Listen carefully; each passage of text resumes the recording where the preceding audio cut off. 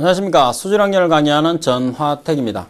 자, 이번 시간에는 여러분들 교재 336페이지에 보시면 99년 7월 기사 문제입니다.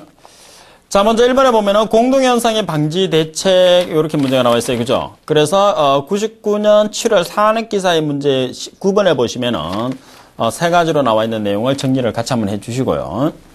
자, 그리고 문제 2번. 어느 도시가 등비급수법 또는 등차급수법 두 가지가 있어요. 10년 동안 인구가 3.25배 늘었다고 한다. 연평균 증가율은 얼마인지 구하시오. 자, 풀이해 보시게 되면은 자, PN이라는 게 N년 후의 추정 인구수입니다. 그죠? 자, 그리고 P0라는 것은 현재 인구수, R이라는 것은 연평균 인구 증가율, N이라는 것은 설계 기간이에요. 자, 그러면 N년 후의 추정 인구수, 그죠? 지금 우리가 계산하는 게 뭐냐면 R값입니다. 그러면 추정 인구수가 몇 배가 늘었느냐? 지금 여기서는 정확한 인구수로 나와 있는 게 아니고 몇 배, 그래서 3.25배가 늘었다고 그랬어요. 그래서 Pn은 3.25배. 그럼 P0라는 것은 1을 잡아야 되겠죠, 1. 자, 그리고 1 플러스 R값을 우리가 계산하고 N이라는 것은 10년 동안 설계 기간이니까 10년. 그래서 R값은 0.13이다. 이렇게 나오는 거고. 자, 그리고 문제 3번은 박테리아가 염소 소독으로 3이라는 속도가 1차 반응 속도인 취크의 법칙을 따른다고 했을 때 잔류염소가 0.3mg/L에서 3분 만에 90%가 박테리아가 살균되었다면 99%가 살균되기 위해서 몇 분이 필요하냐고 그랬어요. 자, 그러면 문제 조건 자체 내에서 자, 이 문제는 328페이지 7번 문제하고 동일한 문제입니다. 동일한 문제인데 지금 먼저 여러분들이 계산을 했을 때 첫 번째 조건에서 K를 계산을 하고 그리고 두 번째 조건에서 T를 계산하는 문제예요. 그래서 7번 328페이지 7번 문제를 참고하십시오.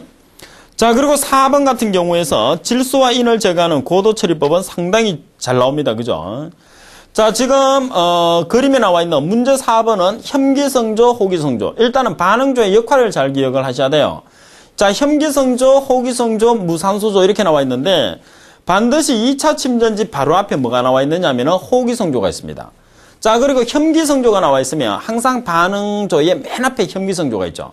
그래서 세 가지가 들어간다 그러면 혐기성조, 무산소조, 호기성조. 그래서 호기성조를 2차 침전지 바로 앞에 항상 고정을 시켜 놓으시면 돼요.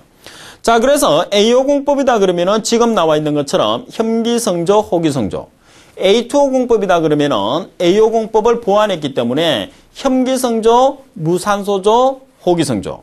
그리고 4단계 바덴포다 그러면은 질소를 처리하기 위해서 만드는 거예요. 그래서 무산소조, 호기성조, 무산소조, 호기성조. 이렇게 질소를 처리하는 주공정이 4단계 바덴포.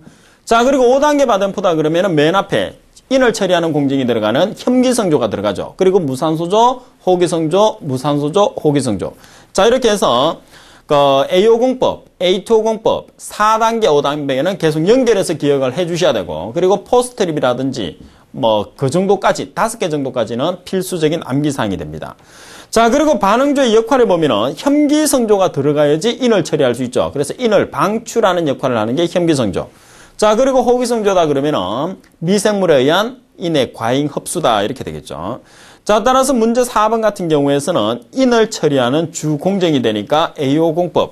그래서 혐기성조, 인의 방출, 호기성조, 인의 과잉 흡수 이렇게 나타내시면 돼요. 자, 그리고 5번에 보면 아래 그림과 같은 개수로 해서 유량을 구하시오. 자, 이 문제는 기사 학생들에서만 출제되는데 기사 학생들 중에서도 참고적으로 여러분들이 나타내 주시면 됩니다. 참고적으로. 자, 그래서 그 문제를 지금 여러분들이 실제로 문제를 풀기 위해서는 상당히 좀 복잡한 과정을 거치게 돼요. 그죠? 자, 그러면 문제를 일단은 풀어보기 위해서는 여러분들 지금 교재에 나와 있는 과정도 중요하겠지만은 지금 앞쪽에 지금 제가 풀어놨어요. 그래서 이 문제를 기준으로 해서 참고적으로 한번 풀어보도록 하십시오. 자, 그러면 우리가 유량을 계산하시고 그랬으니까 유량이라는 것은 단면적 A 곱하기 유속포예요. 그리고 단면적 A.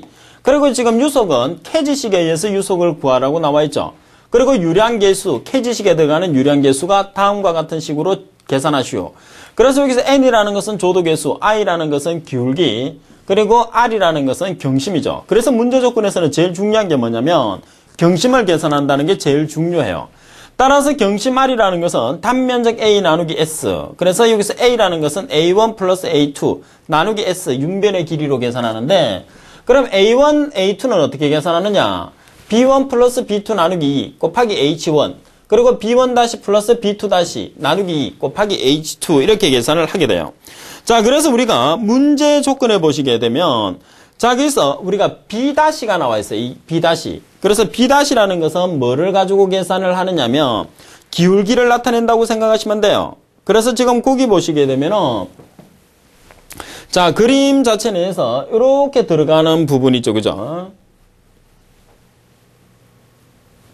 자, 이런 식으로 되어 있는데, B- 부분이 뭐냐 하면은 요 부분이 되겠죠. 요거. B- 부분이 요 부분이 되죠. 자, 그러면 이 부분을 계산하기 위해서는 요 값을, 요게 지금 2m거든요. 요게 2m예요. 그래서 요게 B-가 된다는 소리죠. 그래서 이제 피타고라스 정리에 의해서 우리가 계산을 하고, 자, 그 다음에 소문자 B-는 뭐냐 하면, 소문자 B-는 요 부분이죠. 요 부분. 자, 그래서 지금 요 부분을 우리가 계산을 하는데, 지금 요렇게 나타내고 있는 거예요. 요렇게. 그죠? 그래서 지금 여기 보면은 요게 3m고, 요게 2m예요. 그래서 요거는 소문자 B-로 우리가 표현을 하는 거죠.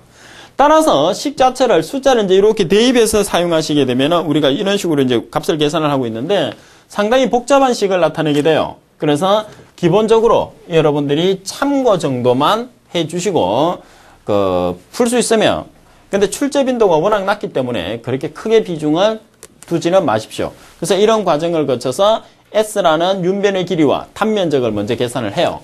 자, 그런 다음에 뭐를 계산하느냐면은 경심을 계산하죠. 경심을 계산한 다음에 유량계수 C에다 대입해서 유량계수를 계산을 하고 나면, 자, 단면적은 지금 54제곱미터라고 계산을 해놨고, C라는 값은 39.128. 그죠?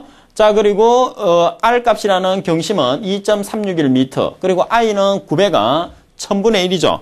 지금 문제 조건에서 0.001이라고 나와 있기 때문에 0.001을 대입하셔도 되고 1000분의 1을 대입하셔도 돼요. 따라서 유량을 계산하면 102.67m의 삼성/세컨.